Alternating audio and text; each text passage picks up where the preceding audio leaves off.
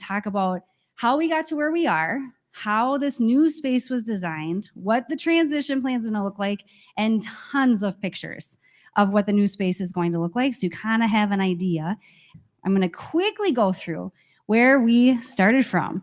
So before COVID happened, our community was awesome, and they passed what's called a bond. And in this bond, it allowed for lots of renovations throughout the district, but impacting us here to build a new facility at the North Campus site for a unified 912 high school to be opened in 2024.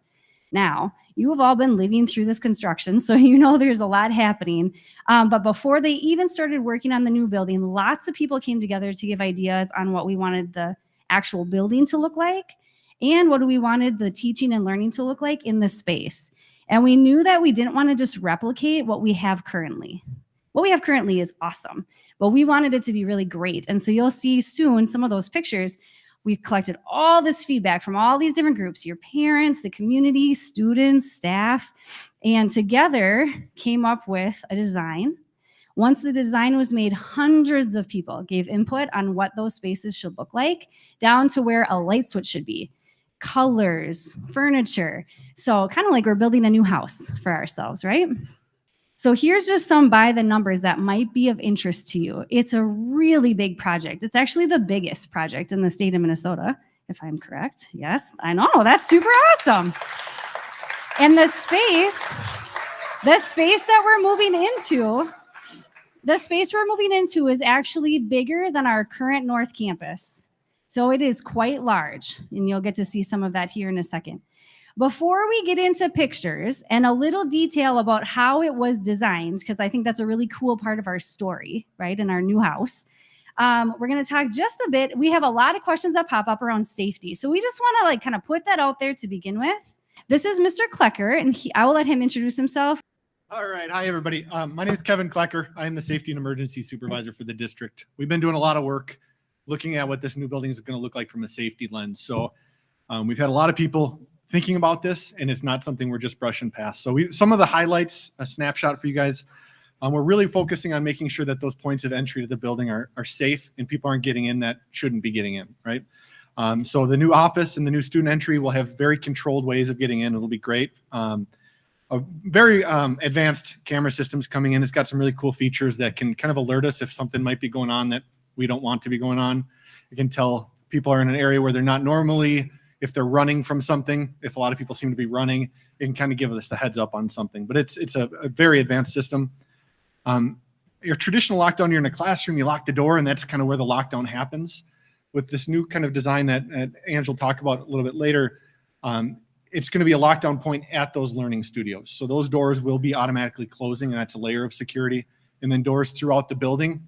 There'll be big partitions that move into different spaces to cordon off different parts of the building. But it'll kind of have 3 layers of security. So the main kind of entry area, then another zone, and then the learning studios. So we'll have to change a little bit how we look at the lockdown procedure, but you'll be going to the back of a learning studio, locking down there with the other classrooms in that studio, and then you have a way out in the back staircase if you need to get out as well. So there's options, which is nice as well. We have an electronic locking system with some duress buttons. Sometimes the people call them panic buttons, but they're throughout the building. So teachers and staff can alert others if there's something going on, and it can quickly close and lock doors to keep problems from getting any further into the school. They also, through those, will notify staff. So your administrators will know if something's going on pretty quick. So it's not going to be, with a building this size, it's not going to take forever for them to get to you. We also have a system that will let us know if outside doors are open. So if something doesn't close on its own, or someone's holding a door open or props it open, that way we make sure anybody that comes in comes through our entrances, and we know that they're in our building. And then the last thing is just a visual notification indicator. That's for areas like this where it gets loud, right? In the gymnasium, the lunchroom, sometimes we don't hear lockdowns being called. We have a system where that'll broadcast a light and let you know that something's going on in those spaces. So we've put a lot of thought into this, and this is just a small sample of what we've put into it, but there's a lot of thought gone into the security for this new space. So it'll be a little bit of a learning curve and some changes we'll have to make, but we have a lot of stuff in place. So thank you. Thank you, Mr. Klecker. Yeah, we'll have a lot of opportunity to practice what that looks like in our new space so that you feel really safe and confident. So you can just do what you need to do, which is learn here at school. So this is just when we looked at the planning of the new space and we gathered all that input, we needed to focus on some themes. What do we want the new space to look like? And I kind of mentioned we knew we didn't want it to look the exact same of what we currently have, that we could, it's good, but we could be better. But just a quick review of our transition plan. So on January 20th, that is the end of semester 1. It's really important that you remember that because it's actually 3 days earlier than South Campus. Okay. And that is because the following week, January 23rd through 27th, you all are going to stay home. And the North Campus staff is actually going to move all of current North Campus over to the new building. So like you'll see, I'm sure you've seen your teachers starting to pack already, but literally every single piece of paper needs to get moved over to that space. We'll work on getting that all organized for you. So when you come back on January 30th to start semester 2, you'll actually start in the brand new space. Okay. More information to come on that and some cool activities that we can plan so you can get to know the space, find your classes, do all of that. So this isn't kind of the last time, just so you know, but that is the timeline. So make sure you mark that in your calendars and we'll be reminding you quite a bit along the way. So we're going to invite Paul and Maria are with Wold Architects, and they're going to walk through how and why the space was designed the way it is, and then show you a bunch of photos. All right, great. Thanks for joining us. So we started with the floor plan of the existing building, the circles and the geometry that goes with that, and we built on that to add on all this extra space. And as you see, it's actually way over twice as big as your existing school now. When we design a building like this and have a chance to really transform it, we want to make it something that fits your community, it fits your culture, and helps inspire you every day. So we looked at the idea of lakes. So there's 4 big lakes in your community that you probably all know about. You actually have 20 other lakes within the school district boundary, and we really drew on that as inspiration. Things like concentric circles and how those have impacts. We looked at things like mapping the shipping routes of the world and how the high school can be really a stepping off point to the journey for the rest of your life. And we wanted the building to be inspiring in that way. And we were able to draw all kinds of really interesting and geometry out of those water forms and lakes and things like that. We also took some concepts like of how to organize space. So you'll see in the plan some things that we call islands, which are rooms that stand alone, coves that provide a little bit more shelter, then give you kind of a sense of home and enclosure, and bays and big spaces and open water kind of spaces. We also looked at, particularly for the outside of the building, how many of us experience the lakes by driving around them and looking through houses and trees. And so that actually became an inspiration for the outside of the building, which is kind of made up of those components. And the idea is that when you look into the building, that it's like you're looking into the lake. So the building is actually meant to be the lake. Here's a view of the building when it's all done. So a lot of this is built. In the foreground is the field house. On the left is the new addition that you're moving into. But there's quite a bit more to come yet in the next year. This is a view of the new auditorium when that gets built. This is the new main entry at the front door. This is actually the north side of the Union, which is you think of as the web there. But so there'll be a new outdoor space up there. This is the student entry on the west side of the building, and this will be complete when you move in January. This is a view of that classroom addition, so the 3-story classroom addition. The new activities entrance that goes in between the gym and the new field house. And then you can see there's lots of branding, the big paws on the building and that to bring school spirit to the building. All right, so I'm going to talk a little about the interior spaces. This will be done in the final 2024 project, but when you walk into the new building, it'll be a main office view with some nice White Bear Lake branding. And then here you're standing between that auditorium and the main office, so nice lobby.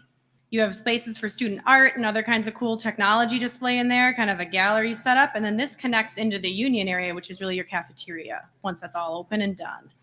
So there's that auditorium in the plan. And just kind of to orient you, we're standing in the auditorium that has a 400 number on it within the circle right now. And so the new auditorium is getting added onto that. So as we look at how we wanted to design that auditorium, we're taking inspiration from water as well and that really strong imagery of your community.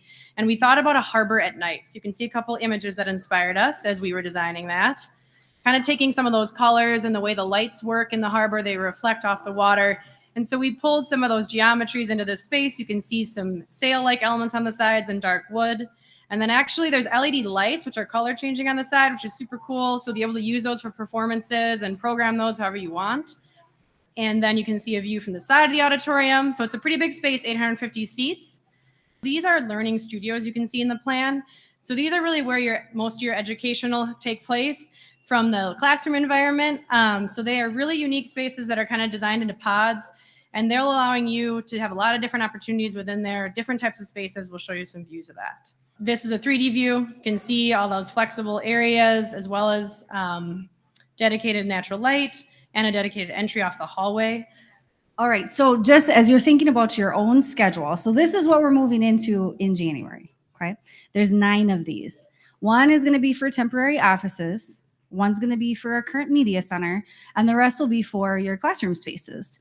The way that we have it organized in this transition is it's really by content area. So like US history teachers will be kind of together and language arts teachers will be kind of together. There will still be separate science lab spaces, okay?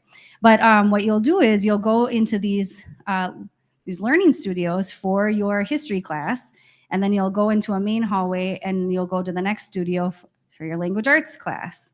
And they're going to talk about it's color coded, so you'll be able to kind of find your way. Plus, we'll do lots of activities for you to know the space. But just as you're kind of thinking like, oh, once you go into the space, there's many different classrooms in there. And we're working with your teachers on how to organize that, what that'll look and feel like for you. But there's tons of flexible space. And you can kind of see, you know, like our media center, how there's outlets. You know, there's a center space and then outlets with movable furniture. That really is how this whole space is designed. So the color organization that Ms. Nelson mentioned here is shown. So the first level will be all yellow as kind of our accent color, and then have a secondary accent, second level orange, and the upper level is kind of a burgundy color. And the intent behind that is we know it's a big new addition. We really want to make sure you know where you're going. You still have a small school feel within that. So that'll help you as you move around. We have just one picture here of one of the entries. So this is obviously on that first floor. You can see there's some cool areas for display and ways to see in as you come from the hallway. And then there's a kind of dock, we called it. So it's an area where you orient yourself. You can see where you need to go for that day within that learning studio space. Some conference rooms you can see there. This is a kind of more semi-open classroom, and there's some more separated classrooms on the left. In here, more flexible furniture, different types of learning spaces. And then here's in the existing building, so there's renovation happening there as well. So we have some conference rooms and kind of breakout spaces with power and things like that being built in along there. And then some interior walls connecting some of the classrooms so you have flexibility. And then we also have these spaces called islands. So Paul mentioned that we are thinking about a lot of inspiration from lakes, and we know there's these spaces in the middle that have a lot of activity. So that's where we located kind of these specialized classrooms that have a celebration of different types of things you might think are cool to study. So there's science in the middle of that, art, a lot of other pathway spaces. So they have some high-tech type of areas and cool things you can put on display and learn through. So we see some of those here. And on the right side of that's actually the existing building. Paul mentioned this before. So that gray area on the north of the plan is actually an outdoor eating plaza. And the Union is going to be what's basically your cafeteria. So that's really connecting the existing circles and the new addition. So that whole orange or kind of mustardy colored area in the middle is that Union space. Lots of good natural light in there you'll see in these views. Here's what that'll look like right as you walk in the student entry. So this will be open partially for your next January semester. And then eventually it'll all look like this once it's done being constructed. You can see some cool sail elements in there brought from the water. And then there's a coffee shop actually inside there, which is super cool. It'll be student run. And there's learning stair. You can see lots of areas to connect and hang out. So another awesome space we're adding on is the field house and some athletic spaces and activity spaces there. And we're renovating the game gym. So on the first lower level where your game gym floor is now, that's where the field house floor will be. So that's where you'd actually play and run around. And then there's also a wrestling room added on there, lots of storage and renovations to the locker rooms. So the field house will be done. And on the upper level of that, there's a walking track. Eventually, you'll come in and connect from the Union to there. For right now, you'll have to just enter through the athletics entry or kind of a temporary hallway. But you can see that final entrance that'll be done eventually, connecting from the Union. Lots of nice signage there. Some cool spaces to hang out and more display. And there's glass connecting into the game gym that you have now. So that'll feel really different. And this is the new athletic lobby that we're adding on. So on the right in front of you is the entry to the field house on the upper level, and down those stairs is the lower level entry to field house. New weight room on the right. Lower level here, so you're looking back towards the game gym. And then here's inside of that field house. So you have 5 brand new courts in there and that upper level walking track. Some of them are wood, some are rubber, lots of different options for activity there. And then the learning commons. So this view is a 3D view of how your media center right now is going to be renovated. So that area is expanded out and really connecting the new and existing building in a really cool way. Lots more flexible areas around that. You can see the entry to that connecting in, and the union's actually just down on your right. So it's really connected from that main space. And then here's an entryway view. You can see some glass doors that open and shut depending on when you need to separate that off. And then the center area is actually going to get skylights put in to it to bring some natural light in. And then, of course, still lots of media for you to access. So I think that wraps up our views, and Andrew's going to talk a little bit about the site. There's going to be more information coming out the closer we get to the move around where your buses are going to drop you off, where your parents can drop and pick you up, if you drive where you'll park and versus where staff parks. So that whole thing is changing because the entrance is changing. So where we come in right now actually won't be where we come in again when you come back on the 30th. So more information will come out on that, and we'll make sure we talk to your families about that as well, so there's no confusion. So one quick thing to note is when we transition to the new space in January, some of the spaces won't be all the way done yet, okay? So like the new Learning Commons, the media center, won't be all the way completed. So that will actually be in one of those learning studios. There's also some temporary offices because we're still in construction, even though we're moving to a new space. It's not totally done yet, but a lot of the space will be finished. So we'll get some cool experiences there. Are you excited to move into the new space? Are you guys excited for your new school? All right. Okay. Look for that email to come and let us know if you have questions.